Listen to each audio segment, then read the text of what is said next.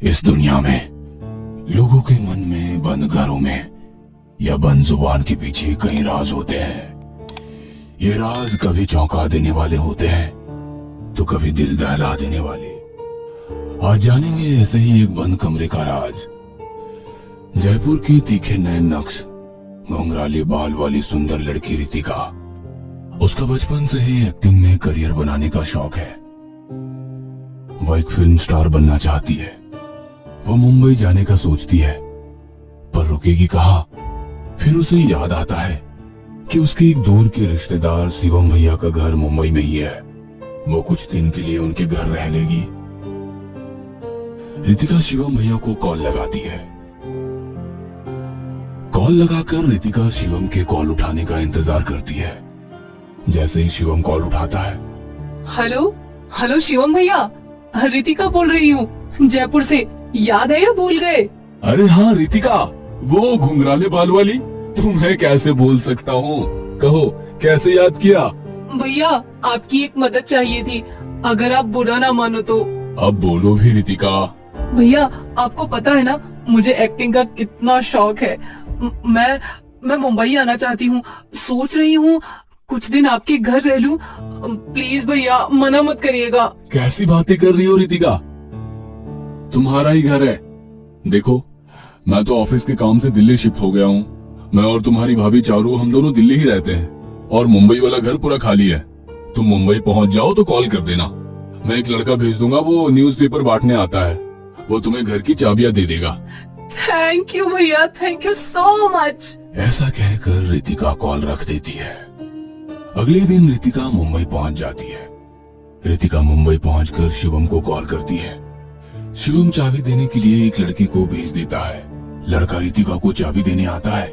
लड़का रितिका को चाबी देते वक्त कहता है, ये लीजिए चाबियाँ, पर मैडम ध्यान रहे इस घर की चीजों से ज्यादा छेड़छाड़ मत कीजिएगा, खासकर कपड़ों से।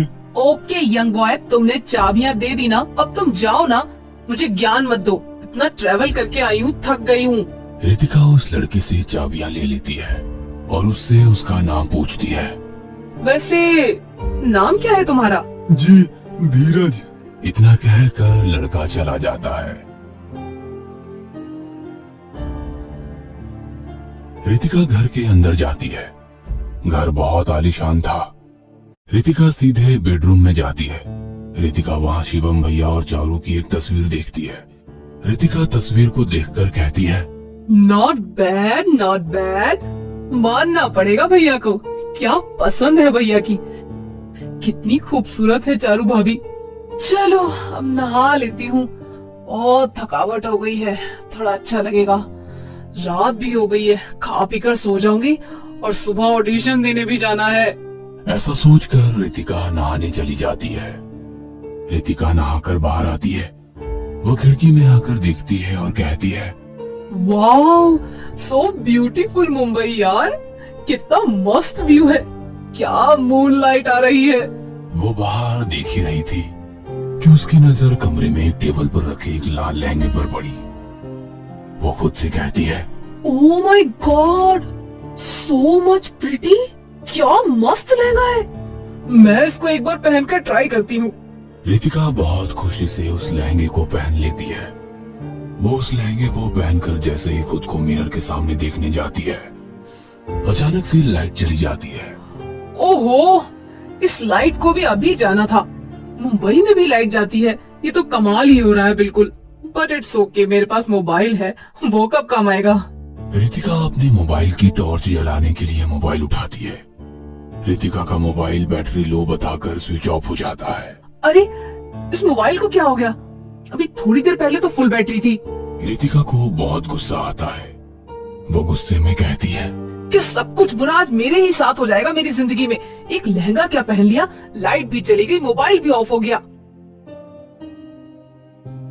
रितिका खिड़की की तरफ चली जाती है। वो बाहर देखकर चौंक जाती है, क्योंकि उसके मकान को छोड़कर बाकी सारे मकानों में लाइट आ रही थी। हो क्या रहा है यहाँ? सिर्फ मेरे यहाँ लाइट क्यों नहीं आ रही? ऐसा कहकर जैसे ही पीछे घूमती है, वो डर कर गिर जाती है। उसके सामने एक जला चेहरा था। उसके बड़े बड़े दांत थे। वह पूरी जली हुई थी। उसके हाथ पैर सब काले थे। उसने भी लाल रंग का लहंगा पहना हुआ था। रितिका ये सब देखकर बहुत डर जाती है। रितिका के पसीने छूटने लगते हैं। कौन हो तुम? यहाँ क्या कर रही हो और अंदर कैसे चली आई? चली जाओ यहाँ से। Help help please, help somebody help. पर उसकी आवाज कोई नहीं सुनता। रितिका दरवाजे की तरफ दौड़ती है और उसे खोलने की कोशिश करती है, पर दरवाजा खोलता ही नहीं है। इतने में वो लाल लहंगा पहनी हुई महिला रितिका के ऊपर कूद पड़ती है। वो रितिका के हाथों को नोचने लगती है। रितिका के हाथों से खून निकलने लगता है। रितिका उसको जोर से एक धक्का मारती है, पर उससे वो महिला हिलती भी नहीं है। तभी रितिका जय हनुमान कहकर धक्का मारती है। तब जाकर वो महिला दूर जा गिरती है। रितिका समझ जाती है ये कोई आम इंसान नहीं, चुड़ैल है। रितिका फटाफट अपने बैग से एक सिद्ध तुलसी माला निकालती है और उसको हाथ में पहन लेती है। जैसे ही रितिका ने इस माला को पहना, वह चुड़ैल वहां से गायब हो गई और तुरंत लाइट आ गई। तभी वो देखती है कि उसके मोबाइल में उजाला होता है और वो देखकर चौंक जाती है। उसके मोबाइल की बैटरी फुल थी। हे भगवान, प्लीज सेव मी। मेरे साथ क्या हो रहा है? रितिका उस बेड पर बैठी रहती है। तभी रितिका सोचती है कि आज तो उसका बुरा हाल हो गया। वो मुंह धो के आ जाती है। वो सोचती है कि ये रात जैसे तैसे निकल जाए। वो हीरोइन बनने का सपना छोड़ चुकी थी। रितिका बाथरूम में जाने लगती है। तभी उसे याद आता है कि इस सिद्ध तुलसी माला को अंदर ले जाना सही नहीं रहेगा और ये पानी में भीग जाएगी।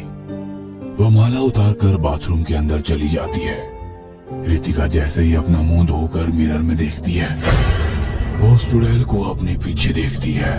नहीं नहीं, मुझे मत मारो प्लीज। मैं तुम्हारे हाथ जोड़ती हूँ, प्लीज। चुड़ैल रितिका से वापस लिपट जाती है। वो वापस रितिका को अपने नाखूनों से नोचने लगती है। मुझे छोड़ दो। मुझे तुम क्यों मारना चाहती हो? प्लीज मुझे बता तो दो, तुम मुझसे क्या चाहती हो? लहंगा, ये लहंगा मेरा है। इसको कोई नहीं पहन सकता। इसको जो भी पहनेगा मैं उसको मार दूंगी। इस लहंगे पर सिर्फ मेरा हक है। रितिका चुड़ैल को फिर जय हनुमान का नारा लगाकर दूर फेंक देती है और बाथरूम से बाहर आ जाती है।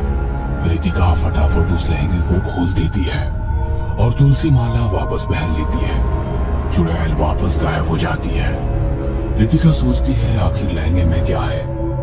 तभी रितिका को वो चाबी देने वाला लड़का याद आया जिसने कहा था, ये लीजिए चाबियां, पर मैडम ध्यान रहे इस घर की चीजों से ज्यादा छेड़छाड़ मत कीजिएगा, खासकर कपड़ों से। यह सोच रितिका बहुत उत्सुक हो जाती है।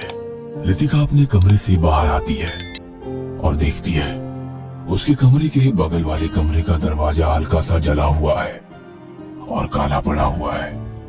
उस कमरे पर बड़ा सा ताला लगा हुआ था।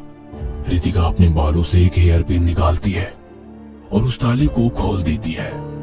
रितिका जैसे कमरे के अंदर घुसती है, वह देखती है उस कमरे की दीवारें खून से सनी हुई थी। बहुत सारी तस्वीरें कागज जले हुए थे। रितिका के हाथों एक फोटो लगती है। रितिका की आंखें फोटो को देखकर फटी की फटी रह जाती है। फोटो में शिवम भैया थे, पर उनके साथ जो लड़की थी वो चारू नहीं थी। तभी उसे एक आधा जला हुआ कागज मिलता है जिस पर लिखा था, तुमने चाहे मुझे प्यार में धोखा दिया हो, पर मैं तुमसे हमेशा प्यार करूंगी, तुम्हारी पायल। रितिका को वहां कुछ जली हुई हड्डियां भी मिलती है। कमरे की हालत देखकर रितिका को इतना तो समझ आ जाता है कि यहाँ किसी को मारकर जला दिया गया है, पर उसे समझ में नहीं आता है कि आखिर इस लहंगे का और उस चुड़ैल का शिवम भैया से क्या कनेक्शन है। तभी रितिका को वो धीरज याद आता है। रितिका मन ही मन सोचती है कि आखिर धीरज को कुछ ना कुछ तो पता ही होगा। वो उससे सुबह मिलने की ठान लेती है। रितिका सुबह होने का इंतजार करती है। सुबह होते ही रितिका धीरज का इंतजार करती है। थोड़ी देर में वो धीरज न्यूज़पेपर बांटता हुआ रितिका के घर के सामने आ जाता है। सुनो लड़के, हाँ बोलिए मैडम। एक बात बताओ, शिवम भैया इस मकान को छोड़कर क्यों गए? मुझे क्या पता मैडम, मेरा काम न्यूज़पेपर बांटना है, घरों में ताका झाकी नहीं। सुनो, अगर तुम नहीं बताओगे तो मैं पुलिस में तुम्हारी शिकायत कर दूंगी कि तुमने एक लड़की को जला कर मारा है। नहीं नहीं मैडम, मैंने नहीं मारा, वो तो शिवम भैया नहीं। इतना कहकर धीरज बोलता बोलता रुक जाता है। क्या बोलो, क्या साहब नहीं? मैडम मैं तो गरीब आदमी हूँ, न्यूज़पेपर बांटकर अपना गुजारा करता हूँ, पर आपसे ये बात कह रहा हूँ बस। शिवम भैया पायल नाम की लड़की से प्यार करते थे, पायल भी बहुत प्यार करती थी, पर शिवम भैया ने उसको धोखा देकर चारू भाभी से शादी कर ली। और जब पायल शिवम भैया से शादी करने के लिए लहंगा पहन कर आई थी तो उन्होंने एक कमरे में बंद करके उसे बहुत मारा और जलाकर मार दिया। फिर उन्होंने ही पायल की गुमशुदगी की रिपोर्ट दर्ज करवा दी और सब छोड़कर दिल्ली चले गए। पायल का प्यार अधूरा ही रह गया। तब से इस घर में जिसने भी लाल लहंगा पहना, पायल की आत्मा उसको मार देती है। ओह माय गॉड, मैंने कभी नहीं सोचा था शिवम भैया ऐसे निकलेंगे। पर क्या तुम पुलिस के सामने ये सब बात बता सकते हो? जी मैम साहब, आज तक जिंदगी में कोई पुण्य का काम नहीं किया, शायद भगवान मेरे हाथों ये गुनहगार को सजा दिलवाना चाहता हो। रितिका तुरंत पुलिस को फोन करती है। धीरज पुलिस को सच सच बता देता है। पुलिस शिवम को गिरफ्तार कर लेती है और कड़ी पूछताछ करती है। उसके बाद शिवम सब कुछ सच सच कबूल कर लेता है। उसके बाद रितिका उन हड्डियों को पूरे विधि विधान के साथ अंतिम संस्कार कर देती है। उसके बाद रितिका वापस रात होने का इंतजार करती है और उस लहंगे को पहनती है। रितिका ये देखना चाहती थी कि पायल की आत्मा को शांति मिली है या नहीं, पर इस बार लहंगा पहनने के बाद भी कुछ नहीं हुआ।